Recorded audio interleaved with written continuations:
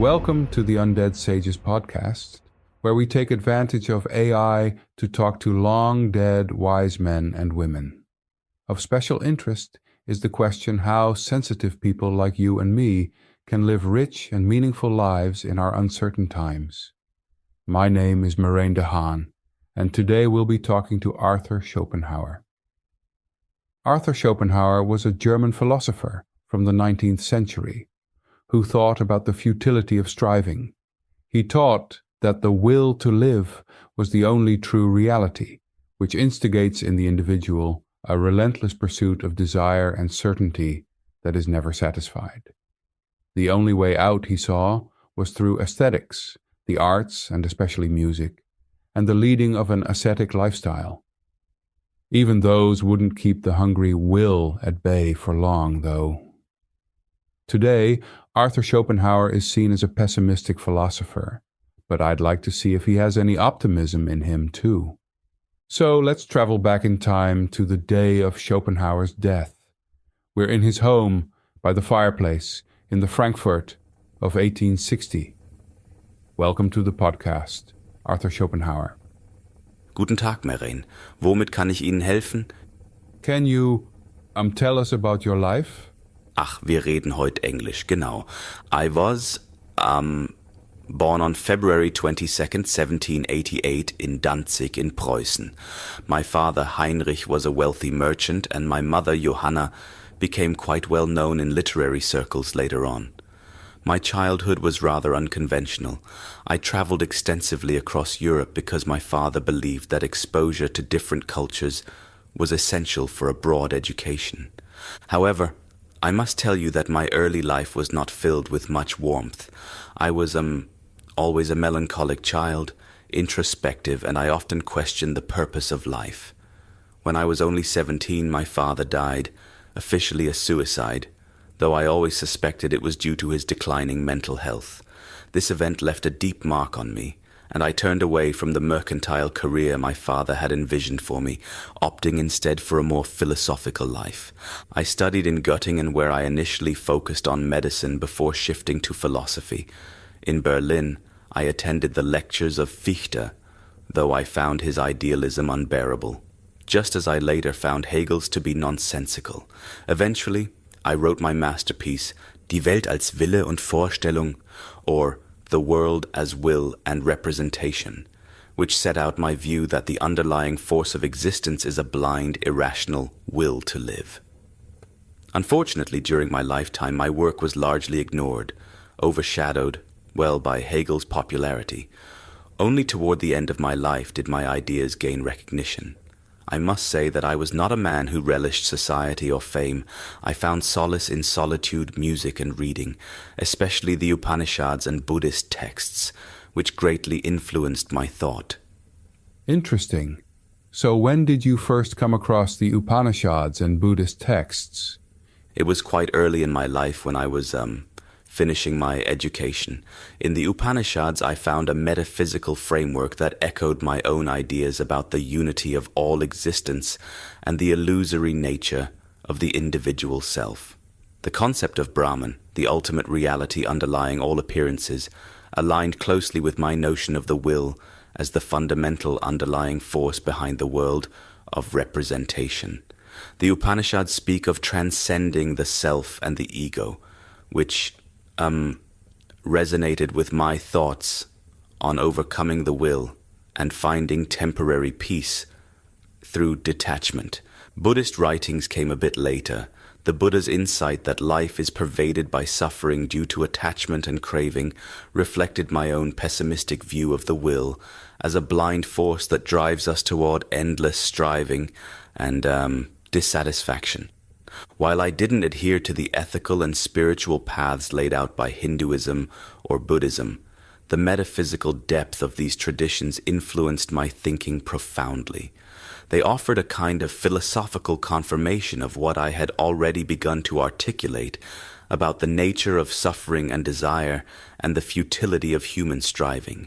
In many ways, these texts provided me with a clearer and more expansive framework for ideas that I had already begun to develop on my own, particularly regarding the illusory nature of the self and the potential for moments of transcendence through detachment. So what I think of as myself is illusory. Exactly. In my view, what we ordinarily experience as the self, this, individual conscious being that we take ourselves to be, is merely a surface phenomenon, a product of the deeper reality of the will. The self as we experience it is bound up with the body, the intellect, and the world of representation. It exists only within the framework of space, time, and causality, and is constantly shaped and driven by the will. However, this self is ultimately a manifestation of the will's striving, and it is not a distinct, enduring entity. This will, I'm not imagining a very benign type of reality, the way you talk about it. You said it's a blind, irrational force of existence? Quite right. The will is a single, undivided force that manifests itself through all living beings. What we perceive as our personal desires, our individuality, is simply the will's expression in a particular form at a particular moment. From this perspective, the individual self is not an independent entity, but rather an ephemeral mask through which the will operates. A mask, you say? That's interesting, given the, is it Latin, name for mask? Persona. Ah yes, the etymology of persona is indeed quite fitting when discussing the self as a kind of mask. In ancient theatre, the mask or persona was a tool for conveying different characters, often with exaggerated expressions through which the actor spoke. It allowed the actor to inhabit different roles, but it was never mistaken for, the actor's true identity. The concept is a powerful metaphor for how I view the self in relation to the will. Just as the mask in Greek theatre conceals the actor's true identity while presenting a role to the audience, the self we experience in our everyday lives is a kind of mask, a temporary role through which the deeper reality of the will operates. This self, or ego, is shaped by desires, emotions, and personal narratives, but it is not the true ultimate essence of who we are. It is merely a superficial expression, a manifestation of the will that hides the more fundamental, impersonal force beneath. This is why I describe the self as illusory. When we identify with our individual self, our desires, ambitions, and personal narrative, we are trapped in the illusion of separateness. We believe that we are distinct from others and from the world around us, and this belief leads to endless striving and suffering. This illusion of the self is also deeply connected to the suffering we experience. Because we think of ourselves as separate and independent, we pursue individual desires and attempt to fulfill the will through personal achievement, pleasure, or success. But this striving is futile because the will can never be fully satisfied. Desire leads to more desire, and our attachment to this illusory self only deepens our suffering.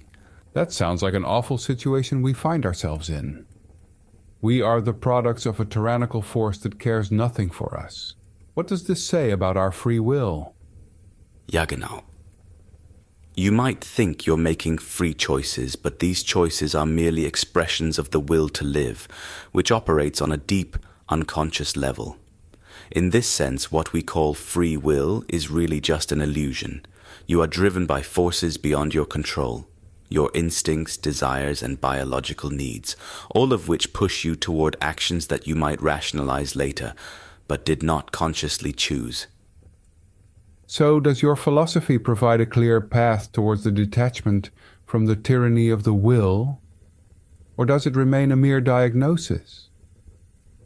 The only way to temporarily escape this suffering is to recognize the illusory nature of the self and to detach from it. This is where my thinking aligns with certain Eastern philosophies, especially Buddhism. In moments of profound aesthetic contemplation or philosophical insight, we can transcend the individual self and experience a deeper connection to the unity of all things. When we quiet the will, When we stop identifying with our personal desires and ego, we can, for a brief time, step outside the illusion of the self and see the world as it truly is, as a unified expression of the will. However, this transcendence is temporary. The will always reasserts itself, and we return to our individual, striving existence. But these moments of detachment give us a glimpse into the deeper reality that underlies the illusion of the self. They show us that the individual self is not the ultimate truth, but merely a fleeting manifestation of the will's endless unfolding. So yes, my philosophy offers more than just a diagnosis. It suggests a path to liberation, but it is not a simple or optimistic path. It requires deep understanding, detachment, and a willingness to turn away from the very things most people are conditioned to chase after. In many ways, it's a path for those who are willing to confront life's harsh realities without flinching, and to seek peace in renunciation rather than indulgence. So you say the individual is an illusion, and yet you give us a highly individualized way to soften the force of the will. And you actively reject the more communal and compassionate way out of suffering Buddhism provides. You agree with the indic diagnoses, yet reject their prescriptions. Can you explain the paradox? Well, in my view, communal or compassionate solutions to suffering, like those in Buddhism, remain tied to the will's demands, whether through the desire to help others or pursue collective liberation. These efforts, though noble, still involve striving, and thus remain entangled in the will. True, though temporary, liberation comes from an individual inward realization of the futility of desire and the illusory nature of the self. This personal detachment can quiet the will, if only for a time. Communal practices, while admirable, keep people caught in the very illusion they seek to transcend. Therefore, my approach is more solitary and grounded in philosophical clarity, accepting the limits of human escape from suffering without promising collective or moral salvation. Yeah, but I'm referring to something more personal in your own life too, at least as far as I can see. One way people get out of their own ways is exactly through engagement with a larger whole. Active participation in a group, especially one that is looking to end suffering both for individual members and collectively, can give great benefits too, just like listening to music or contemplating philosophy. Yet you didn't pursue that particular path in your life.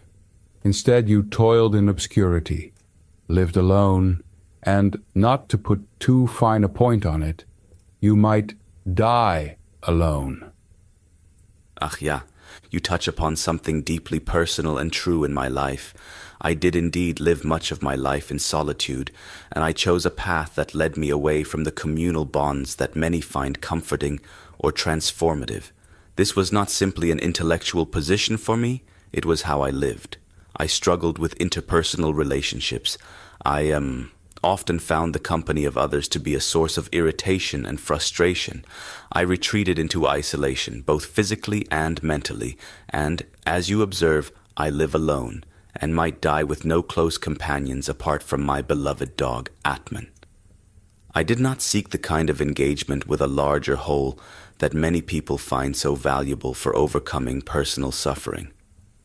You are right to point out that active participation in a community, a group that seeks to alleviate suffering both individually and collectively, can offer profound benefits. I see this in many religious and spiritual traditions, particularly in Buddhism, where the Sangha plays a crucial role in supporting individuals along the path to enlightenment. There is much to be said for the power of communal support, shared purpose, and collective compassion. But I, in my life and in my philosophy, distanced myself from such engagement, and this was not without consequence. In truth, my life was marked by a sense of estrangement from society, from the academic world, and even from my own family. I had a difficult relationship with my mother, and I did not form lasting friendships or intimate bonds with others. This sense of isolation was, in part, a reflection of my philosophical views, which emphasized the futility of human striving and the inevitability of suffering. I came to believe that most human interaction was either superficial or a distraction from the deeper, more fundamental issues of existence. I found little solace in human company, and preferred the company of my books and my thoughts. Perhaps this was a kind of defense mechanism, a way to protect myself from the disappointments and complexities of social life. I also harbored a certain contempt for the intellectual and academic circles of my time. I found much of the philosophical discourse, especially around figures like Hegel, to be hollow and pretentious. My failed attempt to compete with Hegel's lectures, offering my own at the same time, left me bitter and further disillusioned with the academic world. This only deepened my retreat into isolation. While many of my contemporaries thrived on public recognition and engagement, I withdrew into obscurity. But this isolation came at a cost. You are right to suggest that I did not benefit from the kind of communal engagement that could have softened my personal suffering. I often felt alienated, frustrated, and unappreciated during my lifetime. While I found solace in philosophy, art, and the occasional moments of detachment from the will, I didn't experience the kind of warmth or connection that comes from participating in a larger whole. I was in many ways a lonely figure, and I think it's fair to say that my life reflected the pessimism of my philosophy. Looking back, I recognize that my individual path may not be the most fulfilling or healthy for most people. While I still maintain that my philosophical insights hold true regarding the nature of suffering and the will, I cannot deny that engaging with others in a compassionate and supportive community offers a different kind of reprieve from suffering, one that I did not personally pursue. Perhaps it was my temperament, or perhaps it was a deeper conviction that such engagement would not ultimately free me from the will's grasp. But in any case, I chose solitude, and it shaped my life as it did. It is so unfortunate, because I think you are really onto something. Your message could perhaps have had a much bigger impact if you'd engaged more. Although, of course, you did teach. You make a valid point. Had I engaged more with others, had I been less bitter, perhaps my philosophy could have had a more immediate and widespread impact. But there is also a personal truth here. I was not well suited for the kind of public engagement that others thrived in. My temperament was more solitary, reflective, and frankly often misanthropic. I saw too much vanity and superficiality in the intellectual and social circles of my time, and I chose withdrawal over participation. Perhaps this was a missed opportunity, but it also reflected the deep core of my philosophy. The will, in my view, drives human beings to constant striving, conflict, and disappointment. I saw these dynamics at play in the very systems, academic, social, and political, that shaped my time. My withdrawal was a way to preserve my own clarity and detachment, though it may have limited the reach of my ideas. In the end, while I acknowledge that more engagement could have amplified my message, I remain convinced that my path was the one most aligned with my understanding of the world. The recognition of my work did come, though too late for me to witness its full impact. Perhaps in this way my philosophy speaks not only to the limits of human endeavor, but also to the quiet persistence of ideas. They may not flourish immediately, but over time they find their way into the larger conversation, even if the one who conceived them lived and died in solitude. Do you have any final words for our listeners? I would leave you with this thought. Life, in its essence, is suffering, and the will that drives us is blind, irrational, and relentless. But in understanding this truth, you gain a kind of freedom. You no longer need to chase after the illusions of happiness or success because you see them for what they are. Temporary distractions in a world governed by the will. Seek peace in small moments, in art, in nature, and in the quieting of desire. This world may not offer lasting joy, but it can offer clarity, and with clarity comes a kind of relief, even in the face of life's inevitable struggles. Arthur Schopenhauer, Thank you very much. And thank you for listening. If you've enjoyed this conversation with Arthur Schopenhauer, please share it with your friends, rate the episode, leave a comment, and subscribe to the podcast. In our next episode, on the Undead Sages podcast, we'll travel to 20th century France to talk to Albert Camus. Albert Camus is a writer who explored the absurdity of life, human suffering, and the search for meaning. I hope to catch you on the next podcast.